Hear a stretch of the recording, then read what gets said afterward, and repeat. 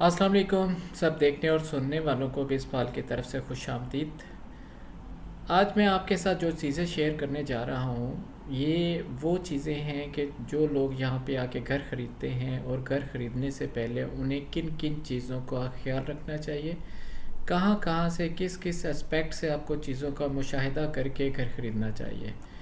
तो जो भी बंदा तुर्की में आता है और घर ख़रीदना चाहता है तो अगर ये वो वीडियो देखेगा एंड तक तो उसे काफ़ी हद तक चीज़ों का एक्सपीरियंस हो जाएगा, अंदाज़ा हो जाएगा कि अगर इन चीज़ों का ख्याल रखेगा तो वो कभी नुकसान नहीं उठाएगा इंशाल्लाह, और उसको अच्छी अपॉर्चुनिटी के साथ एक अच्छी इन्वेस्टमेंट का मौका मिल सकता है। बस आपको इन चीज़ों का ख्याल रखना होता है। आपको सबसे पहले जो सबसे इम्पोर्टेंट चीज़ है कहीं भी कोई घर ख़रीदने ले सबसे इम्पोर्टेंट जो चीज़ है वो ये है कि आप कोई भी जब घर ख़रीदने जाते हैं तो वो होती है लोकेशन। नंबर वन पे आती है लोकेशन। लोकेशन में आपको ये देखना होता है कि आप अगर तुर्की में हैं तो उसके किस सिटी में हैं, उस सिटी में से आप किस डिस्ट्रिक्ट में हैं, यूरोपियन साइड पे हैं, एशियन साइड में हैं, और वहाँ पर किस महल्ले में हैं, कम्युनिटी कैसी है, पब्लिक ट्रांसपोर्ट की एक्सेस कैसी है, स्कूल कॉलेज यूनिवर्सिटीज़ और दूसरी सुपरमार्केट्स शॉपिंग मॉल्स ये सारी जगह उसके नज़दीक हैं दूर हैं। उसके अलावा आपको ये देखना होता है कि क्या ये आपका एरिया जहाँ आप घर ख़रीद रहे हैं क्या ये मतलब कुछ हायर प्लेस पे है या डाउन साइड पे है, किस तरह का इसका व्यू है। ये सारी चीज़ें जो बड़ी सबसे इम्पोर्टेंट चीज़ वो लोकेशन होती है, और लोकेशन के ही प्राइस होते हैं। डाउनटाउन में है, थोड़ा सा दूर है, कहाँ पे है, ये सारी चीज़ें लोकेशन में आती है। इसकी बड़ी डिटेल्स हो जाती है, लेकिन सबसे इम्पोर्टेंट चीज़ कोई भी बंदा घर ख़रीदता है और प्राइस भी डिटरमिन जिस बेस पे होती है वो है लोकेशन। आगे चल के आपको 30+ टिप्स मैं आपके साथ शेयर करने जा रहा हूँ, और लोकेशन इनमें सबसे टॉप नंबर पे आती है। सेकंड में जो आपको देखना होता है कि नेबरहुड, जो लोकेशन आप जिस पे घर ले रहे हैं उसका नेबरहुड कैसा है, आप किस कम्युनिटी में रहने जा रहे हैं, वो लोग कैसे हैं, क्या वहाँ पर फॉरेनर्स हैं, रेफ्यूजीज़ हैं, तुर्किश हैं या और दूसरे कंट्रीज़ के फॉरेनर्स हैं। आपको ये सारी चीज़ों का ख्याल रखना पड़ता है। इसके इर्द गिर्द दूसरे जो डिस्ट्रिक्ट हैं, महल्ले हैं, वो कैसे हैं, कहीं कोई ऐसा मसला तो नहीं है कि कहीं पे कोई कम्युनिटी या कुछ लोग ऐसे तो नहीं हैं जो आपके लिए प्रॉब्लम क्रिएट कर सकते हों। प्रॉब्लम ऐसा क्रिएट नहीं होती, लेकिन बाद में सेल आउट में प्रॉब्लम होती है। कोई भी बंदा जो समझदार होता है वो सबसे पहले लोकेशन और नेबरहुड देख के ही वहाँ रहने का फ़ैसला करता है। फिर आपको थर्ड नंबर पे जो देखना होता है वो है बिल्डिंग का लेआउट। जो आप घर ले रहे हैं वो बिल्डिंग का लेआउट कैसा है, क्या वो हाइट पे है, नीचे की तरफ है, ढलान है। अगर बहुत ज़्यादा हाइट पे है तो क्या आपको चढ़ाई बहुत ज़्यादा चढ़नी पड़ेगी। बिल्डिंग की उसका डायरेक्शन किस साइड से आती है, उसका सन किस साइड से आता है, क्या उस घर में धूप आती है कि नहीं आती। इस तरह के कुछ मामलात हैं वो आपको देखने पड़ते हैं। उसका डिज़ाइन कैसा है, क्या ऐसा तो नहीं है कि वो डिज़ाइन में तो है लेकिन आपके पास घर की स्पेस नहीं है, कमरे बहुत छोटे हैं, या प्रॉपरली उसको वो इस तरह से नहीं किया गया कि अंदर से आपको बहुत घुटन और इन चीज़ों का ख्याल होता है। अच्छा, उसके बाद आ जाता है कि जो आपने देखना है कि एज ऑफ बिल्डिंग क्या है, इसमें बिल्डिंग क्या नई ब्रांड न्यू है, पुरानी है, कितनी एज की बिल्डिंग है, और क्या अर्बन ट्रांसफॉर्मेशन में तो नहीं। अर्बन ट्रांसफॉर्मेशन का मैं आपको बता दूं कि वो बिल्डिंग होती है जो एज कंप्लीट होने के बाद, या ऐसी बिल्डिंग जो 2012 से पहले की बनी हुई है, वो ऑलमोस्ट सारी बिल्डिंग यहाँ पर डिमॉलिश हो रही है क्योंकि उनके पास अर्थक्वेक रेजिस्टेंस का सर्टिफिकेट नहीं होता। वो पुराने डिज़ाइन की हैं, पुरानी टेक्नोलॉजी पे हैं। तो यहाँ पर ये है कि ऐसी तमाम बिल्डिंग्स को ये डिमॉलिश कर रहे हैं और उसको दोबारा से बनाएंगे। तो इसमें एज ऑफ बिल्डिंग बड़ी मैटर करती है। पुरानी बिल्डिंग तो होगी, लोकेशन अच्छी होगी, लेकिन अगर वो डिमॉलिश हो जाती है तो वो जो फॉरेनर्स होते हैं उनको समझ नहीं आती इन चीज़ों की, तो उसके लिए उनके लिए भी प्रॉब्लम हो सकती है। अच्छा, इसके बाद स्टेप बाय स्टेप मैं आपको साथ चीज़ें शेयर करने जा रहा हूँ कि इसी का एक हिस्सा आ जाता है। अगर ये बिल्डिंग नई है या पुरानी है, इसके साथ आपको ये भी देखना होता है कि क्या ये बिल्डिंग रेनोवेट तो नहीं हुई।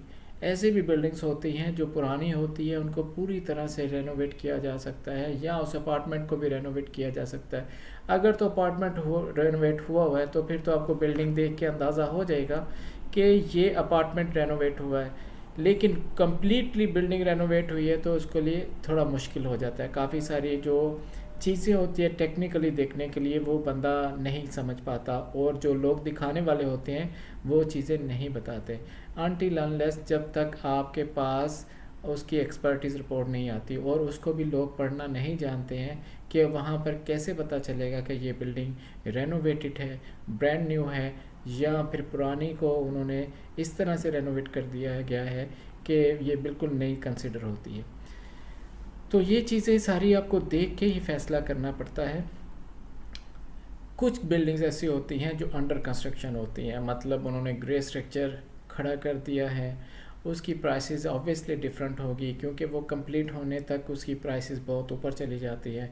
ये आपको ऐसी बिल्डिंग यहाँ पे प्रोजेक्ट्स पे जो है इंस्टॉलमेंट पे मिल जाती हैं, छोटे प्रोजेक्ट पे तो आपको कैश पे भी ले सकते हैं। लेकिन इसमें देखने वाली ये बात होती है कि क्या इसकी टाइटल डीड जो है वो किस कैटेगरी में फॉल कर रही होती है।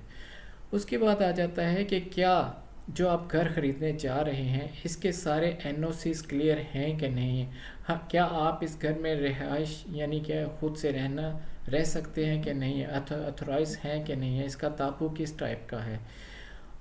कुछ बिल्डिंग या घर ऐसे होते हैं जो अंडर कंस्ट्रक्शन होते हैं जिनको डेवलपर कंप्लीट नहीं करता, तो उस वहाँ पर फिर वो कंप्लीट एनओसी लेने के लिए एक्चुअली ये नहीं होता कि एक घर का एनओसी हो, ये कंप्लीट बिल्डिंग का एनओसी होता है और जो डेवलपर ही ले सकता है। अगर पूरी बिल्डिंग को एनओसी मिलता है कि इसका मतलब है आपका भी घर उस कैटेगरी में फॉल करता है। ये चार सारी चीज़ें आपको क्रॉस चेक करनी चाहिए और उससे पूछना चाहिए जो बंदा आपके साथ चल रहा है, जो आपका एजेंट है या कोई डेवलपर है जिसके साथ भी आप काम करते हैं। नंबर 8 पे बहुत इम्पॉर्टेंट चीज़ आपको ये ज़रूर पूछना चाहिए कि क्या ये बिल्डिंग जो है, जो भी एसओपीस हैं अर्थक्वेक रेजिस्टेंस के, क्या उसमें फॉल करती है, उसकी सर्टिफिकेशन इस बिल्डिंग के पास है कि नहीं है।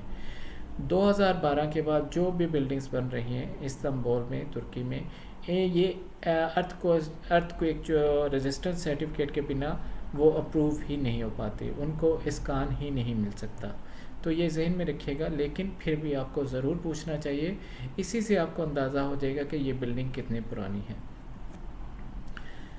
नंबर 9 पे आ जाता है अर्बन ट्रांसफॉर्मेशन। कुछ बिल्डिंग्स ऐसी होती हैं दिखने में तो ठीक लग रही होती हैं, लेकिन वो उस कैटेगरी में आ जाता है कि इनको डिमोलिश करने के लिए असाइन कर दिया गया है। ये इनकी जो टीम है बल्दिया की, हर डिस्ट्रिक्ट में वो जाके इनके जो सर्वेयर्स होते हैं हर बिल्डिंग के इंस्पेक्शन करते हैं, इनके पास पूरा रिकॉर्ड होता है और उनको इनके पिलर्स को वो ड्रिल करते हैं बाकायदा, और पूरी इंस्पेक्शन करने के बाद वो इस बात को डिक्लेयर करते हैं कि क्या ये बिल्डिंग 5, 10 साल या 20 साल और रह सकती है या हमें इसको डिमोलिश करना चाहिए। तो ये सारी इन्फॉर्मेशन मिल सकती है, शायद आपको रियल एस्टेट एजेंट ना बताए, लेकिन इसका एक पूरा तरीक़ाकार है कि आप बल्दिया से जाके उसका तापुर ले जाएं बल्दिया में, और वहाँ से जाके सारी इन्फॉर्मेशन आपको मिल जाएगी कि ये बिल्डिंग डिमोलिश होने जा रही है कि नहीं जा रही। इससे आपको सारी इन्फॉर्मेशन मिल सकती है। नंबर 10 पे एक इम्पॉर्टेंट चीज़ ये है कि आप जो घर ख़रीदने जा रहे हैं, आपको इसमें देखने की ये ज़रूरत है कि इस घर का जो फ्रंट है और क्या वो साउथ फेसिंग है या आपका नॉर्थ साइड पे है। इसमें यह है कि सन जो एक धूप यानी कि लगनी चाहिए घर में। ये नहीं है कि आपका घर घुटन में है, लाइट नहीं है, रोशनी कम है, धूप लगती नहीं है। तो मेडिकली भी देखा जाए और जो देसी तरीका है उसमें भी देखा जाए तो धूप बहुत ज़रूरी होता है। तो यहाँ पर एक तुर्कों की कहावत भी है कि जिस घर में दाखिल सूरज होता है इस घर में डॉक्टर कभी नहीं आता, और ये सच है। आप देखिए, अगर आप विटामिन डी होता है सूरज में, धूप में, और विटामिन डी बहुत ज़रूरी होता है स्किन के लिए, हड्डियों के लिए। तो ये इनकी कहावत भी है कि सूरज जिस घर में भी आता है वहाँ डॉक्टर नहीं आता। तो ये ज़रूर ख्याल रखिए कि उसका फ्रंट फेस किस साइड पे है, धूप उसको कितने टाइम लगती है सुबह से शाम तक। ये तो नहीं कहीं धूप आपको लगती नहीं है तो उससे बीमारियां आती हैं, फंगस आता है और बेशुमार कीड़े मकोड़े भी आ जाते हैं। इन चीज़ों का आपको अंदाज़ा होगा। अच्छा, नंबर 11 पे जो चीज़ है कि आप कुछ घर ऐसे होते हैं जो नए पेंट हुए होते हैं, आपको पता नहीं चलता। ये यही समझ लीजिए कि रेनोवेटेड टाइप एक कैटेगरी आ जाती है। लेकिन इसमें आपको ज़रूरी चेक करने वाली ये चीज़ है कि क्या इस घर में मॉइस्चर तो नहीं आता। अगर फ्रेश पेंट हुआ है तो कहीं ना कहीं किसी न किसी जगह से कहीं ना कोई साइन या ऐसा नज़र आ जाएगा कि आपको मॉइस्चर तो नहीं आता। अगर पेंट हुआ है इसके नीचे उन्होंने क्या कितनी फिलिंग की हुई है, कहीं से डैमेज तो नहीं हुआ, उसको उन्होंने आर्टिफिशियल जो करके फिल करके या उसकी फिलिंग वगैरह करके जो प्लास्टर ऑफ पेरिस से या वाइट सीमेंट से तो वो ऊपर रंग कर दिया, वो नज़र ही नहीं आता। जैसे गाड़ियों में होता है, एक्सीडेंट गाड़ियों को वो रिपेयर करके पुटीने छुटीने लगा के रंग करके भेज देती हैं, तो इसी तरह सेम घरों में भी होता है। इन चीज़ों को आप ठोक बजा के अच्छी तरह से ज़रूर चेक करें, और ये बाकायदा एक एक चीज़ आप अपने एजेंट से पूछें क्या ऐसा तो नहीं, क्या ऐसा तो नहीं, और कोशिश करें कि ये चीज़ जब आपका होता है तो एग्रीमेंट में भी लिखें जहाँ भी आपको कहीं भी डाउट आता है। अच्छा, एक और इम्पॉर्टेंट चीज़, जब आप घर लेते हैं तो आपको ये फ़ैसला करना बहुत ज़रूरी होता है कि आपका अपार्टमेंट किस फ्लोर पे होना चाहिए। अगर तो आप बेसमेंट में लेते हैं तो वहाँ ऑब्वियसली मॉइस्चर आएगा ही आएगा, धूप कम लगती है, कीड़े आते हैं, बीमारियाँ आती हैं, उसके लिए काफ़ी सारे मसला मसाइल हो जाते हैं। आपको पता है कि वहाँ बारिश होती है, ये इस्तांबुल स्पेशली जो है बिल्कुल सीप के साथ है, तो मॉइस्चर तो आता ही आता है। तो आप बहुत ऊपर चले जाएंगे तो वहाँ पर ये होता है स्नोफॉल होती है, ठंड हो जाती है बहुत ज़्यादा, ऊपर से लीकेज वगैरह होती है, और धूप का भी मसला, हर वक्त धूप हो जाती है, फिर गर्मी बड़ी ज़्यादा हो जाती है दिन के वक्त। तो ये सारी चीज़ें आपको देखनी चाहिए और ये सारी चीज़ें आपको खुद असेस करनी चाहिए। सबसे बेस्ट जो होता है, सबसे बेहतरीन जो होता है वो होता है कि आपका मिडल में आए। आपका अगर ऊपर कहीं लीकेज है, कोई प्रॉब्लम है, तो वो भी ऊपर वाले का मसला हो जाता है, नीचे वाले से भी आप उसकी मॉइस्चर और इन चीज़ों से बच सकते हैं। मिडल का बेहतरीन रहता है क्योंकि वो उसके ऊपर नीचे भी घर होते हैं तो वो हर तरह से महफूज रखता है। नंबर 13 पे आता है कि जो बिल्डिंग, जिस बिल्डिंग में आप घर लेने जा रहे हैं, कि इसमें अपार्टमेंट्स कितने हैं और एक फ्लोर पे कितने अपार्टमेंट्स हैं। ये चीज़ें इस चीज़ को मेंशन करती हैं कि इस बिल्डिंग में कितनी ट्रैफिक है, क्या क्राउडी है या सुकून है। अगर फ्लोर पे अगर आप समझ लीजिए बहुत बड़ी बिल्डिंग है, 10 अपार्टमेंट है, इसी तरह से वहाँ पे लोग होंगे, इसी तरह से वहाँ पर आपको लिफ्ट में सीढ़ियों में आने जाने के लिए प्रॉब्लम होगी, वो बिज़ी हो जाता है बड़ा ज़्यादा। अगर कम फ्लोर हैं तो लोग कम हैं तो वो ज़्यादा से सुकून से बंदा वहाँ पर ज़िंदगी गुजार सकता है। एक बड़ी इम्पोर्टेंट चीज़ जो लोकेशन के साथ साथ आप लोगों को हर बंदा बताएगा, जी देखें जिसका व्यू देखें, यहाँ से सी नज़र आ रहा है, यहाँ से सिटी व्यू नज़र आ रहा है, यहाँ से गार्डन व्यू नज़र आ रहा है, तो ये वाकई में बहुत इम्पोर्टेंट चीज़ है। बंदे को पीस ऑफ माइंड मिलता है व्यू के साथ। अब जब आप अपने घर की खिड़की खोलें या बालकनी में जाएं तो आपको व्यू ऐसा नज़र आना चाहिए कि आप रिलैक्स हो जाएं। तो ये भी जहन में रखिए कि व्यू मोस्ट इम्पॉर्टेंट थिंग है।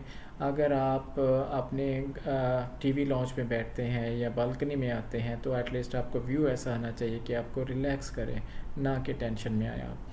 तो व्यू बहुत और इसी से, इन्हीं चीज़ों से आपके अपार्टमेंट की जो प्राइस है वो अप डाउन होती है।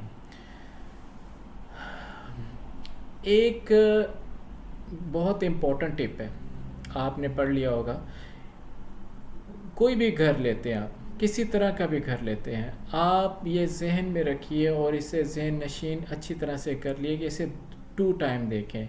दिन को उसका व्यू अलग होगा, उसका आपको चीज़ें अलग नज़र आएंगी, लेकिन रात को भी एक दफ़ा उसको जाके ज़रूर देखें। उसका आउटसाइड का व्यू देखें, अंदर का देखें, और क्या उससे काफ़ी चीज़ों का अंदाज़ा हो जाएगा आपको। 2 दफ़ा घर ज़रूर देखें। पहली दफ़ा बंदा घर देखता है तो काफ़ी सारी चीज़ें सरसरी सी देखता है जो निकल जाती है जहन से। जब वापस आता है उसके बारे में सोचता है तो उसको अंदाज़ा होता है, हाँ यार ये चीज़ मैंने मिस कर दी थी, मुझे दोबारा से देखनी चाहिए। इसको नेगलेक्ट नहीं करें, नज़रअंदाज बिल्कुल नहीं करें, सेकंड टाइम जाके ज़रूर देखें। ये बहुत इंपॉर्टेंट चीज़ है। ये वक्त के साथ ये चीज़ों के बाद में बंदे को अंदाज़ा होता है कि ये यार मैंने फ़ैसला गलत किया, तो बहुत बेहतर है कि आप उसको दोबारा देख लें। जो भी एजेंट है या जिसके साथ आप जा रहे हैं उसको आप बोलें कि मैं फिर से विज़िट करना चाहता हूँ, तो वो ऑब्वियसली आपको फिर से विज़िट ज़रूर करवाएगा। जो साइज़ भी आपको बताया जाता है घर का, उसको ज़रूर क्रॉस चेक करें। आप मेजरमेंट साथ ले लें या उसको बोलें कि मेजरमेंट ले आ, उसको ख़ुद से चेक करें। उसको ये बताते कुछ है होता कुछ है, आप उसको ज़रूर जो अप्रॉक्सीमेटली एक यानी चले थोड़ा बहुत फ़र्क हो चलता है, लेकिन बाज़ औक़ात ऐसा हो जाता है कि आपको नेट जो है और ग्रॉस में कंफ्यूज कर देते हैं कि इसका नेट इतना है और ग्रॉस इतना है।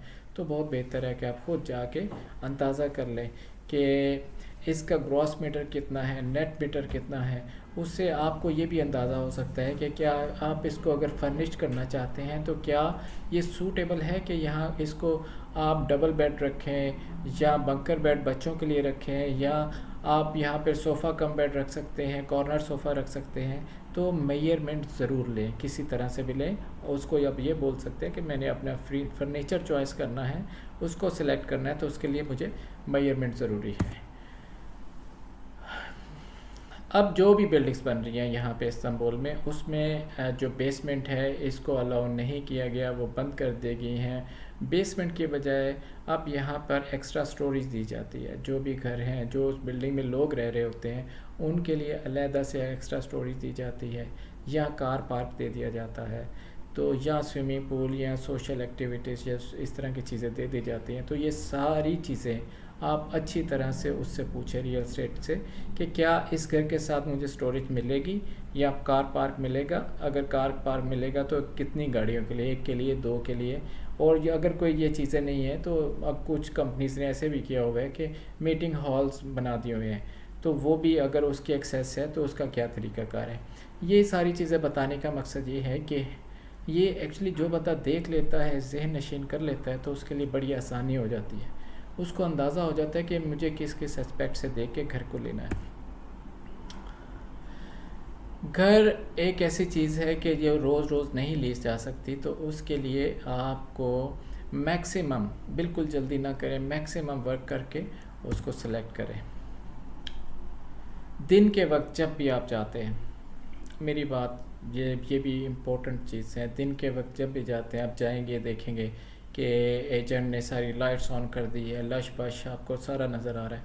आप सारी लाइट्स उसको बोलें ऑफ़ कर दें, आपको उससे अंदाज़ा हो जाएगा कि सनलाइट कितना आता है, लाइट कितनी आती है, क्या ये डार्क रूम है या रोशन घर है।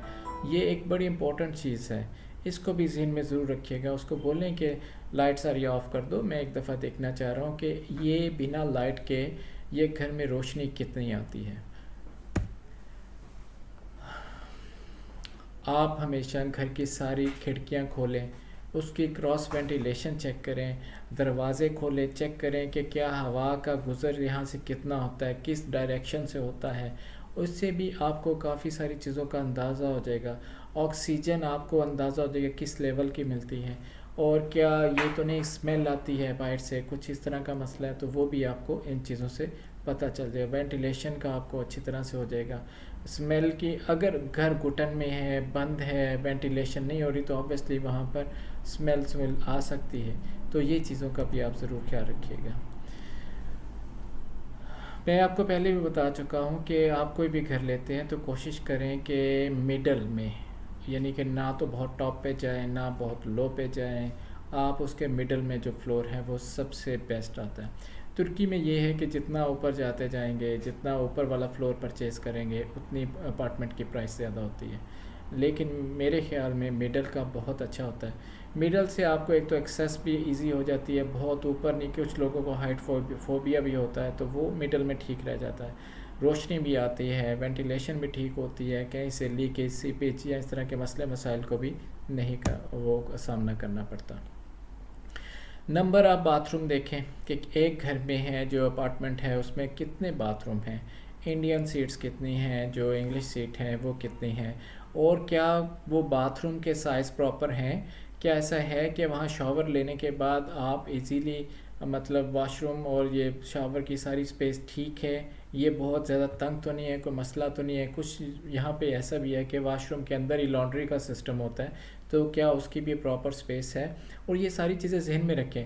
खाली घर में कुछ चीज़ें अलग नज़र आ जाती हैं, लेकिन जब वहाँ आप आके अपनी लॉन्ड्री की चीज़ें रखेंगे, वहाँ कपबोर्ड लगाएंगे या आप वॉशिंग मशीन रखेंगे, तो आप उस एस्पेक्ट से भी देखें कि हाँ यार, ये अगर वॉशिंग मशीन रखूँगा ये क्या तंग तो नहीं हो जाएगा, दरवाज़ा खुल पाएगा नहीं खुल पाएगा, आप सीट पे प्रॉपरली बैठ पाएंगे कि नहीं पाएंगे, और शावर केबन है क्या उसका साइज़ प्रॉपर है कि नहीं है। और उसके साथ ये भी देखना होता है कि ड्रेन का जो सिस्टम है, कहीं ऐसा तो नहीं है ड्रेनेज का मुझे कुछ प्रॉब्लम होगा, कहीं ब्लॉकेज वगैरह तो नहीं आएगी। तो इस हवाले से भी आपको मिडल फ्लोर बहुत सूट करता है। उसके बाद गारबेज है, आपका जो भी गारबेज है, यहाँ पर ये सिस्टम है कि गारबेज जो है उसकी वो एक अलग से होता है, आप गारबेज वहाँ से नीचे थ्रो कर सकते हैं, या वहाँ की जो मतलब उसे आयदत बोलते हैं यहाँ पे, मेंटेनेंस, उसमें गारबेज की फ़ीस होती है, एक प्रॉपर इनका कंटेनर होता है, तो वहाँ से वो गारबेज कलेक्ट करके ले जाते हैं। ड्रेन और गारबेज, अगर ये भी चीज़ें आपको पूछनी चाहिए कि इसकी ड्रेनेज का कोई इशू तो नहीं है। यही फिर वो लेआउट वाली जगह आ गई कि जहाँ पर आपकी बिल्डिंग है, क्या वो ऊपर है कि नीचे है। नीचे के लिए ऑब्वियसली प्रॉब्लम हो गए, ऊपर के लिए कुछ प्रॉब्लम नहीं, उसका ड्रेनेज बहुत अच्छा होता है। और क्या इसके पाइप बहुत तंग तो नहीं है, अगर शावर लेते हुए कुछ गंदगी आ जाती है तो वो ये तो नहीं ब्लॉकेज हो जाएगी। तो ये सारी चीज़ें पूछें कि इसका ड्रेन में किस साइज़ का उन्होंने पाइप यूज़ किया हुआ है, और गार्बेज का क्या सिस्टम होगा, हम कहाँ अपना जो कूड़ा करकट है इसको कहाँ फेंकेंगे, इसका क्या सिस्टम है। अच्छी बिल्डिंग, अच्छी प्रोजेक्ट में ये सारी चीज़ें क्लाइंट को प्रोवाइड की जाती हैं। उसके बाद आप ये देखेंगे हीटिंग और कूलिंग सिस्टम क्या है।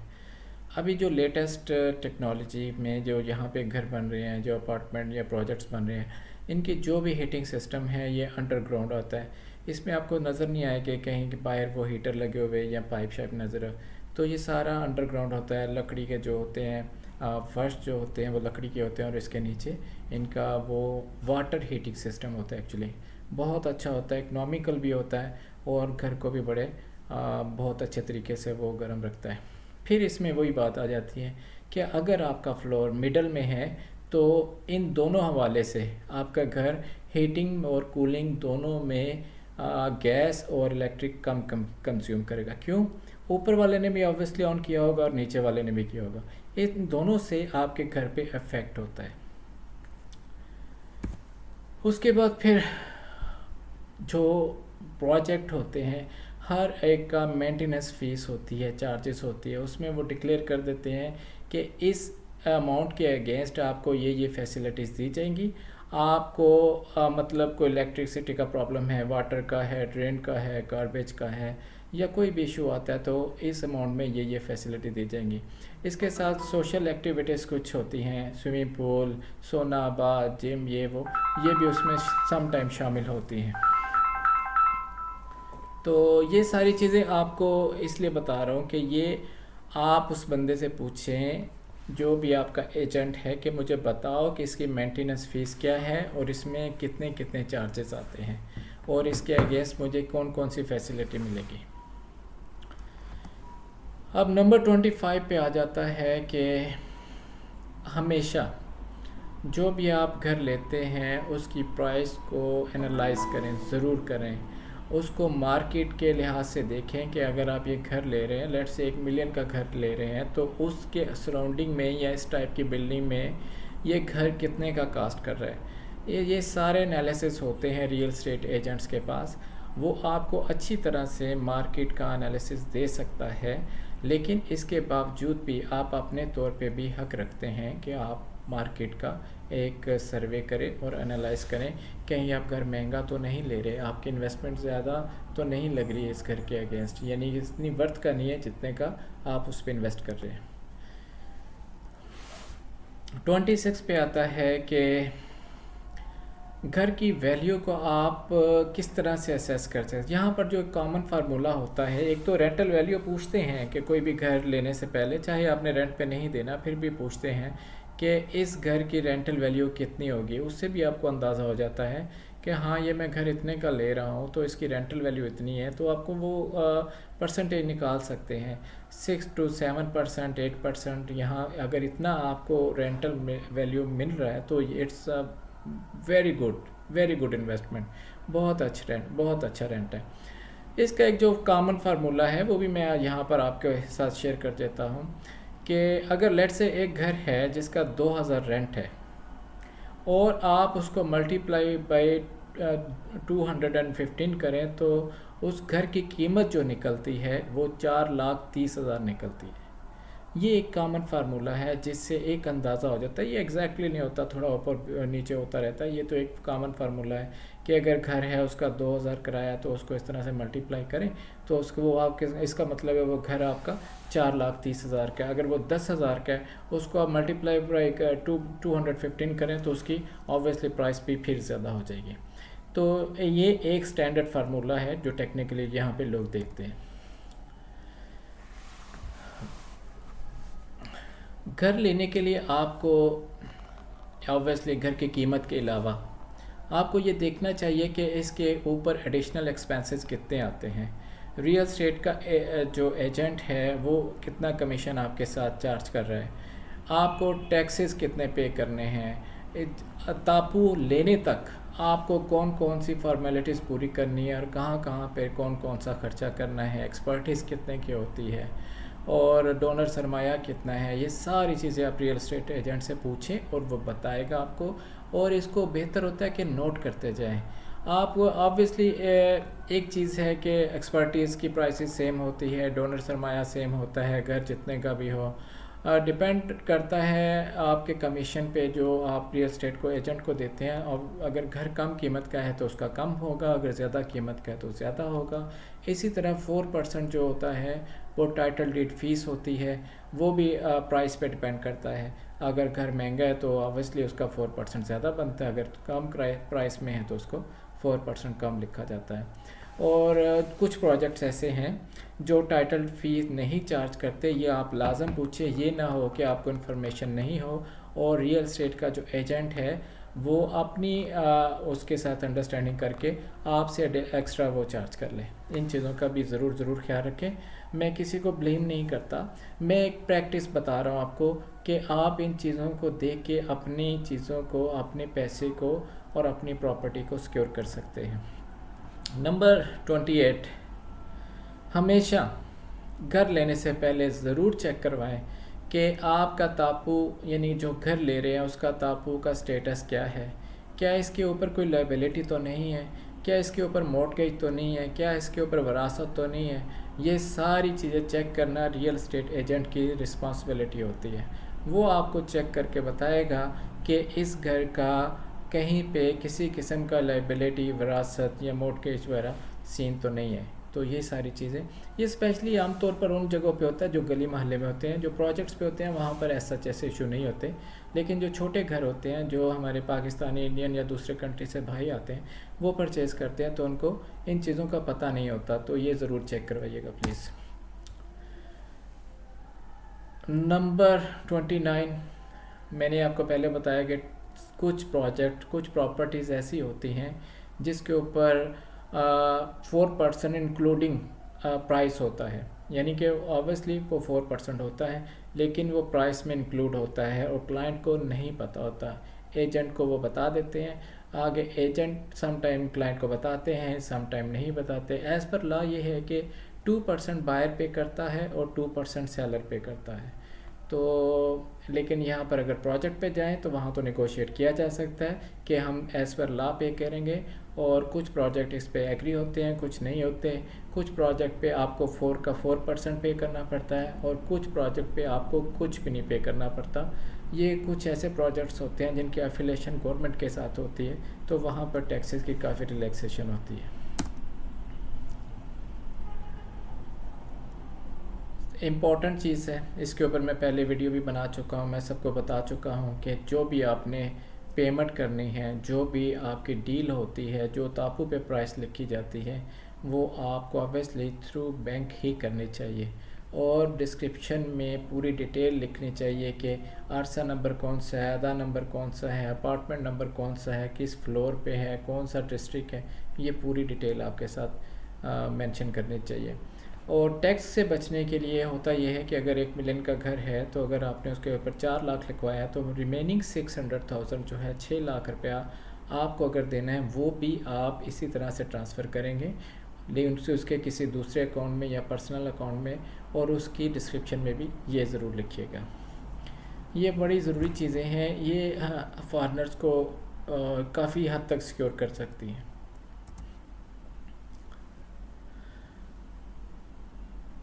हमारे साथ कुछ ऐसे वाक़यात हुए हैं, कुछ क्लाइंट ऐसे आए हैं जिन्होंने हमें बताया है कि हमने फुल पेमेंट कर दिया और हमारा काम इतना डिले हो गया, हमें ये मसला हो गया, ये मसला हो गया। तो ये बड़ी ज़रूरी चीज़ है। पाकिस्तान, इंडिया में तो इसकी बहुत अच्छी तरह से प्रैक्टिस होती है, लेकिन इसी चीज़ को आप यहाँ भी कंटिन्यू रखें। आपने फुल पेमेंट उस वक्त तक नहीं करनी जब तक का तापू का अपॉइंटमेंट नहीं आता। जिस दिन तापू का अपॉइंटमेंट आता है, जिस दिन आपकी टाइटल डीड बिल्कुल रेडी हो जाती है, फिर उस दिन उसी जगह पे जाके टाइटल डीड के ऑफिस में जाके आपने आधा घंटा पहले या 1 घंटा पहले उस बंदे को अमाउंट ट्रांसफ़र करनी है और पूरी डिटेल के साथ करनी है, जो मैं आपको पहले बता चुका हूँ। उसके बाद फिर वो सिग्नेचर करके आप अपना तापू ले सकते हैं। उससे पहले अगर आप फुल पेमेंट कर देंगे या बहुत ज़्यादा पेमेंट कर देंगे तो ये काफ़ी सारे प्रॉब्लम्स हो सकते हैं। मेरी एक ये कोशिश थी कि मैं तमाम उन लोगों को ये सारी चीज़ें बता दूं कि घर लेने से पहले आपको कौन कौन सी चीज़ें अपने रियल एस्टेट एजेंट से पूछनी चाहिए या ओनर से पूछनी चाहिए या किसी डेवलपर से पूछनी चाहिए, ताकि उनको समझ आ सके कि तुर्की में घर लेने के लिए हमें कौन कौन सी इंपॉर्टेंट चीज़ों का ख्याल रख के आप अपने पैसा सिक्योर कर सकते हैं और अच्छी प्रॉपर्टी ख़रीद सकते हैं। नेक्स्ट वीडियो के साथ फिर हाज़िर हो गया। बहुत सारा ख्याल रखिएगा इंशाल्लाह ताला। आपका बहुत शुक्रिया, आपने मुझे बड़ा अप्रिशिएट किया। मेरी ये कोशिश होती है कि मैं लेटेस्ट इन्फॉर्मेशन और चीज़ें आप लोगों के साथ शेयर करता रहूँ, और इंशाल्लाह इसको कंटिन्यू रखने की पूरी कोशिश करूँगा। और बहुत शुक्रिया, thank you very much once again, take care, अल्लाह हाफिज़।